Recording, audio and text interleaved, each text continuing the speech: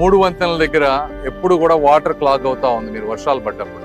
Drainage mechanism లేక ఆ drainage ని వేయాలంటే అక్కడ దాదాపుగా 90 మంది ఆక్యుపెంట్స్ ఉన్నారు. ఖాళీ చేపిస్తే రైల్వే వర్క్స్ తోటి డ్రైనేజ్ వర్క్ చేయలేము. వాళ్ళకి వేరే టిట్కో కానీ ఆ కొరటిపాడులో ఇచ్చినటువంటి లేఅవుట్ లో ఇళ్లు తయారవుతా ఉన్నాయి. అయితే నేను చెప్పదలుచుకుంది ఏంటంటే, మనం రీహాబిలిటేషన్ వాళ్ళకి ఇచ్చే వరకు వాళ్ళని ఇబ్బంది పెట్టకుండా ఉండి చేద్దామంటే కొత్తగా వచ్చే ఆక్యుపెంట్స్ కూడా అక్కడ ఉంటున్నారని చెప్పి నాకు తెలిసింది. ఇది కరెక్ట్ విధానం కాదు. రీహాబిలిటేట్ చేస్తారని చెప్పి మళ్ళీ కొంతమంది ఎక్స్ట్రా వచ్చేసి అక్కడ చేస్తే ప్రాబ్లం మేము ఎప్పటికీ 3 వంతెనలు సాల్వ్ చేయలేము.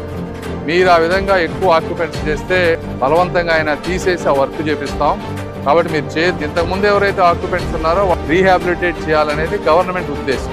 కానీ ఆ మంచితనాన్ని వీక్నెస్ గా తీసుకొని చేస్తానంటే మాత్రం కరెక్ట్ కాదు అని కూడా మీ అందరికి నేను మనస్ఫూర్తిగా తెలియజేస్తా ఉన్నాను.